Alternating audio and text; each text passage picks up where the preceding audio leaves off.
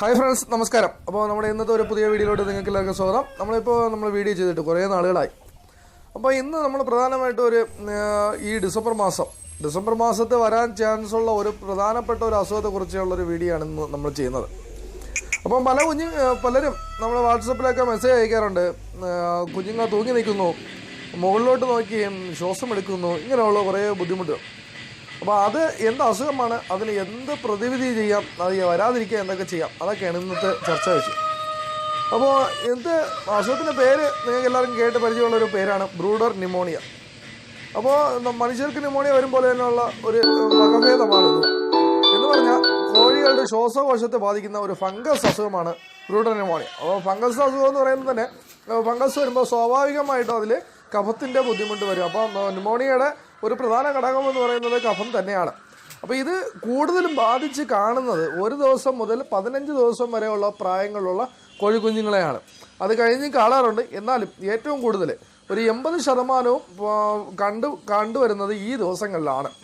അപ്പോൾ ഇത് കൂടുതലും എന്തുകൊണ്ട് നമ്മുടെ കേരളത്തിൽ ഇത് കൂടുതൽ റിപ്പോർട്ട് ചെയ്യുന്നതെന്ന് പറഞ്ഞാൽ നമ്മുടെ കാലാവസ്ഥ തന്നെ, ഹ്യൂമിഡിറ്റി കൂടിയ ഒരു കാലാവസ്ഥയാണ് നമുക്ക് ഉള്ളത്. അതായത് ഈർപ്പത്തിൻ്റെ അംശം, അന്തരീക്ഷത്തിലെ ഈർപ്പത്തിൻ്റെ അംശം താരതമ്യേന നമുക്ക് കൂടുതലാണ്. കാരണം കടലോര പ്രദേശങ്ങൾ നമുക്ക് തീരപ്രദേശം കൂടുതലുള്ളത് കൊണ്ട് തന്നെ ഹ്യൂമിഡിറ്റി കൂടുതലുണ്ട്. അതുകൊണ്ട് പെട്ടെന്ന് നമുക്ക് ഈ വരുന്നതിന് കാരണം ആവുന്നുണ്ട്.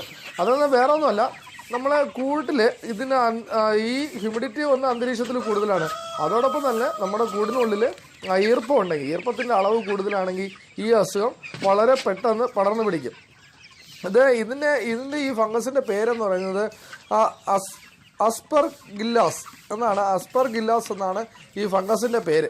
ഈ ഫംഗസാണ് ശരിക്കും ബ്രൂഡർ ന്യൂമോണിയ ഉണ്ടാക്കുന്നത്. ഇത് പല ഫാമുകളിൽ ഈ ഫംഗസ് ഉണ്ട്. അപ്പോൾ അത് എപ്പോഴും ഹൈഡായിട്ട് കിടക്കും. അപ്പോൾ അനുകൂലമായ സാഹചര്യം എപ്പോഴാണ് കിട്ടുന്നത് അപ്പോഴിത് പ്രധാനമായിട്ടും കോഴികളിലേക്ക് ആക്രമിക്കാറുണ്ട്. അതിന് എന്തുകൊണ്ടാണ് ഈ ന്യൂമോണിയ വരുന്നതെന്ന് ചോദിച്ചു കഴിഞ്ഞാൽ, അത് വെള്ളത്തിന് കൃത്യമായ ശുചിത്വമില്ലാതെ, അതായത് മോശപ്പെട്ട വെള്ളം, അതായത് എന്ന് പറയുന്ന വെള്ളപാത്രങ്ങളെ കൃത്യമായി ക്ലീൻ ചെയ്യാതിരിക്കുക.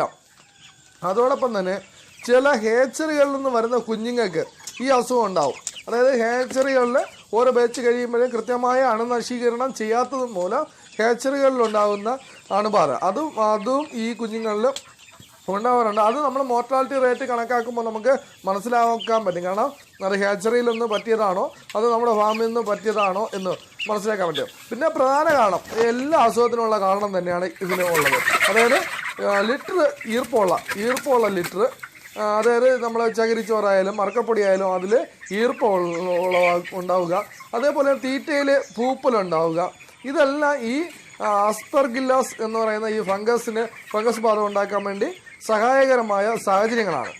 അതായത് ഒരിക്കലും നമ്മൾ ഈർപ്പവും തണുപ്പുള്ളതുമായിട്ട് തീറ്റ, പൂപ്പലുള്ളതുമായിട്ടുള്ള തീറ്റ നമ്മൾ ഈ ഡിസംബർ മാസങ്ങളിൽ കൊടുക്കരുത്, ഈ കോഴിയൊക്കെ കൊടുക്കരുത്. അതാണ് ഏറ്റവും വലിയ പ്രിവെൻറ്റേഷൻ. പിന്നെ എത്രത്തോളം നമുക്ക് എയർ സർക്കുലേഷൻ കൂട്ടിൽ ഉറപ്പുവരുത്താൻ പറ്റുമോ, എത്രത്തോളം നമുക്ക് ആ തണുപ്പും, അതായത് ആ ഒരു നമ്മൾ ഈർപ്പത്തിൻ്റെ അംശം ഇല്ലാതാക്കാൻ പറ്റും, അത്രത്തോളം നമുക്ക് ആ കുഞ്ഞുങ്ങൾ ആരോഗ്യത്തോടെ രക്ഷിക്കാൻ പറ്റും. പിന്നെ ഈ രോഗം എങ്ങനെ തിരിച്ചറിയാമെന്ന്, എങ്ങനെയാണ് ഇത് ഐഡൻറ്റിഫൈ ചെയ്യുന്നതെന്ന് ചോദിച്ചു കഴിഞ്ഞാൽ, ഈ അസുഖം വന്നു കഴിഞ്ഞാൽ അത് തലയും ചുണ്ടും മുകളിലോട്ട് ഉയർത്തി നീണ്ട് ശ്വാസം വലിക്കുക, അതായത് കഴുത്ത് നീട്ടി ശ്വാസം വലിക്കുക, അതായത് ശ്വാസം കിട്ടാതെ വായ തുറന്ന് നീട്ടിയുള്ള ശ്വാസം, അതേപോലെ തന്നെ ശ്വാസം മുട്ടലുണ്ടാവും, അതായത് ശ്വാസം എടുക്കാൻ ഒരു ബുദ്ധിമുട്ടായിട്ട് വല്ലാത്തൊരവസ്ഥ ഉണ്ടാവും. വേണം ഫുഡൊക്കെ തിന്നിട്ട് ശ്വാസം കിട്ടാതെ നിൽക്കുന്ന ഒരവസ്ഥ. അതേപോലെ തന്നെ ശ്വാസം എടുക്കുമ്പോൾ സൗണ്ട്, അത് വിസിലടിക്കുമ്പോഴത്തേയുള്ള സൗണ്ട്, അത് ഏറ്റവും കൂടുതൽ ഉണ്ടാകുന്ന രാത്രികാലങ്ങളിലാണ്. രാത്രികാലങ്ങളിൽ നമ്മൾ ശ്രദ്ധിച്ചു കഴിഞ്ഞാൽ ഈ സൗണ്ട് നമുക്ക് വളരെ നല്ല രീതിയിൽ കേൾക്കാൻ പറ്റും.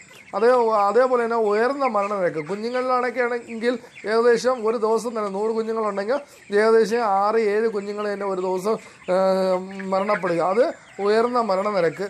അത് കുഞ്ഞുങ്ങളൊക്കെ വളർച്ചയില്ലാതെ, അതായത് കുഞ്ഞുങ്ങളെ വളർച്ചയില്ലാതെ മെലിഞ്ഞ് കാലൊക്കെ ഉണങ്ങി ഒരു വല്ലാത്തൊരു അവസ്ഥയിലോട്ട് പോകുക. പിന്നെ എല്ലാ അസുഖങ്ങൾക്കും ഉള്ളതുപോലെ ഈ അസുഖം ബാധിച്ചു കഴിഞ്ഞാൽ ഇത് തൂങ്ങി ഒതുങ്ങിക്കൂടി നിൽക്കും. പിന്നെ ചില സന്ദർഭങ്ങളിൽ ഇത് വയറിളക്കം കൂടെ കാണിക്കാറുണ്ട്, ഡയറിയ കാണിക്കാറുണ്ട്. അപ്പോൾ ഇതല്ലാതെ ഇനി നമുക്ക് പോസ്റ്റ്മോർട്ടത്തിൽ കൂടെയും ഈ അസുഖം ഐഡൻറ്റിഫൈ ചെയ്യാം. പോസ്റ്റ്മോർട്ടം ചെയ്യുമ്പോൾ ശ്വാസനാളത്തിലും ശ്വാസകോശത്തിലും വെള്ള നിറത്തിലോ മഞ്ഞ നിറത്തിലോ ഉള്ള ഒരു ചെറിയ മുഴകൾ അല്ലെങ്കിൽ പാട പോലെ കാണപ്പെടുന്നു. ഈ സമയങ്ങളിൽ ചെറിയ കല്ലിൻ്റെ കഷ്ണങ്ങൾ പോലെയും ഇതിനകത്ത് ശ്വാസകോശത്തിനകത്ത് നമ്മൾ പോസ്റ്റ്മോർട്ടം ചെയ്ത് കഴിഞ്ഞാൽ കാണപ്പെടാറുണ്ട്. അതേപോലെ നമുക്ക് ബ്രൂഡൽ ന്യൂമോണിയ വരുമ്പോൾ എന്താണ് ചികിത്സ എന്ന് പറഞ്ഞു കഴിഞ്ഞാൽ നമ്മൾ കോപ്പർ സൾഫേറ്റ് അഥവാ തുരിശ്, നീലത്തുരിശ്. അപ്പോൾ കോപ്പർ സൾഫേറ്റ് എന്ന് പറയുന്നത് നീലത്തുരിശ് 1 ഗ്രാം 2 ലിറ്റർ വെള്ളത്തിൽ എന്ന അളവിൽ നമുക്ക് 3 മണിക്കൂർ കുടിക്കുന്ന വെള്ളത്തിൽ ദിവസേന അപ്പോൾ തുരിശിൻ്റെ കാര്യം നമ്മൾ പറഞ്ഞു. തുരിശ് നമ്മൾ ഒരു അറിവില്ലാതെ നമ്മൾ ഉപയോഗിക്കാൻ പാടില്ല. കാരണം എന്തെന്ന് പറഞ്ഞു കഴിഞ്ഞാൽ തുരിശ് ഒരുപാട് നേരം, അതായത് രാവിലെ നമ്മൾ തുരിശ് കലക്കി വെച്ച് കഴിഞ്ഞാൽ അത് വൈകുന്നേരം വരെ ഇരുന്ന് കഴിഞ്ഞാൽ അത് വിഷമായിട്ട് മാറാറുണ്ട്, അതായത് പോയിസണായിട്ട് മാറാറുണ്ട്. അത് കോഴിയുടെ കിഡ്നിയെയും ലിവറിനെയൊക്കെ കംപ്ലൈൻ്റ് ആക്കും. അതുകൊണ്ട് നമ്മൾ തുരിശ് കൊടുക്കുമ്പോൾ ശ്രദ്ധിക്കുക, 1 ഗ്രാം തുരിശ് 2 ലിറ്റർ വെള്ളം, 1 ഗ്രാം തുരിശ് 2 ലിറ്റർ വെള്ളം രാവിലെ ഒരു 3 മണിക്കൂർ കൊണ്ട് കുടിച്ച് തീർക്കുന്ന വെള്ളത്തിൽ കൊടുക്കണം. അതായത് 2 ലിറ്റർ വെള്ളം 3 മണിക്കൂർ കൊണ്ട് കുടിക്കുകയാണെങ്കിൽ അതിൽ 1 ഗ്രാം തുരിശിട്ട് അങ്ങനെ നമ്മൾ ഒരു 3 ദിവസം വച്ചു കൊടുക്കണം. അതിൻ്റെ കൂടെ തന്നെ വൈകുന്നേരങ്ങളിൽ നമുക്ക് ലെക്സിൻ പൗഡർ കൊടുക്കാം.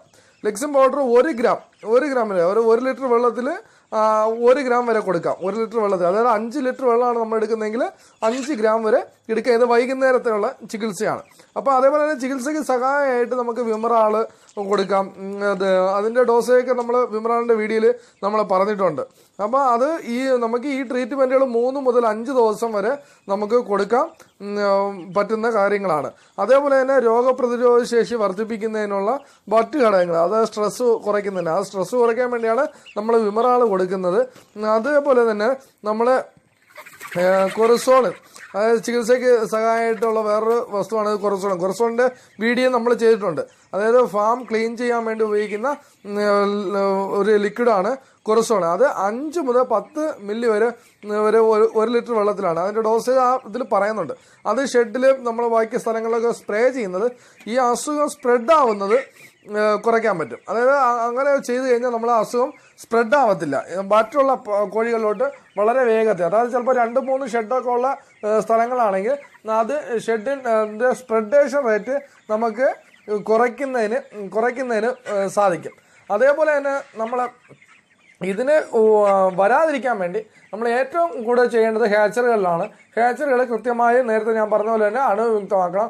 അതേപോലെ ലിറ്റർ ചകിരിച്ചോറ് ഇതെല്ലാം നല്ല രീതിയിൽ നമ്മൾ ഉണക്കി ഇടാൻ ശ്രമിക്കുക. അപ്പോൾ ഉണക്കിയിടുമ്പം തന്നെ നല്ല രീതിയിൽ നമുക്ക് വെയിലത്തൊക്കെ ഇട്ട് ഉണക്കിയിടാൻ പറ്റുകയില്ല. കാരണം വലിയ ഫാമുകളിലൊന്നും നടക്കത്തില്ല, അത്രയും ലിറ്ററൊന്നും നമുക്ക് ഉണക്കിയൊന്നും ഉപയോഗിക്കൽ നടക്കത്തില്ല, എൻ്റെ ഫാമിലൊന്നും നടക്കത്തില്ല. അപ്പോൾ അത് ഒഴിവാക്കുക. കാരണം ഈർപ്പം ഒഴിവാക്കുക, ഏത് മുഖേനെങ്കിലും ഈർപ്പം ഒഴിവാക്കുക. അതേപോലെ തീറ്റ നല്ല ക്വാളിറ്റിയുള്ള ഫീഡ് കൊടുക്കുക, പൂപ്പലോ മറ്റ് കാര്യങ്ങളോ ഒന്നുമില്ലാത്ത നല്ല തീറ്റ കൊടുക്കുക. അപ്പോൾ ഈ ഒരു കാര്യങ്ങളൊക്കെ ശ്രദ്ധിക്കുക. കാരണം ഇത് ഒരു മഞ്ഞുകാലമാണ്. ഈ മഞ്ഞുകാലത്ത് തന്നെ ലിറ്ററുകളൊക്കെ ഉണങ്ങാൻ വേണ്ടി ഒരുപാട് ടൈം എടുക്കും. അപ്പോൾ അങ്ങനെയൊക്കെ വരുമ്പോൾ നമ്മളെ കോഴിയൊക്കെ ഈ ബ്രൂഡർ ന്യൂമോണിയയിലെ പല അസുഖങ്ങൾ ഉണ്ടാവാനുള്ള ചാൻസ് ഉണ്ട്. അപ്പോൾ നമ്മൾ ഇതുവരെയും നമ്മളോടൊപ്പം സഹകരിച്ച എല്ലാവർക്കും നന്ദി. കാരണം നമ്മുടെ 10,000 പേര് നമ്മുടെ ചാനൽ സബ്സ്ക്രൈബ് ചെയ്തിട്ടുണ്ട്. അപ്പം വളരെ ഒരു ആളുകൾക്ക് ചെറിയ രീതിയിൽ സഹായമായിക്കോട്ടെ എന്ന് പറഞ്ഞ് തുടങ്ങിയ ഒരു ചാനലാണ്. ഇത്രത്തോളം വളരുമെന്ന് ഞാനും പ്രതീക്ഷിച്ചില്ല. അപ്പോൾ ഇതുവരെ സപ്പോർട്ട് ചെയ്ത എല്ലാവർക്കും നന്ദി.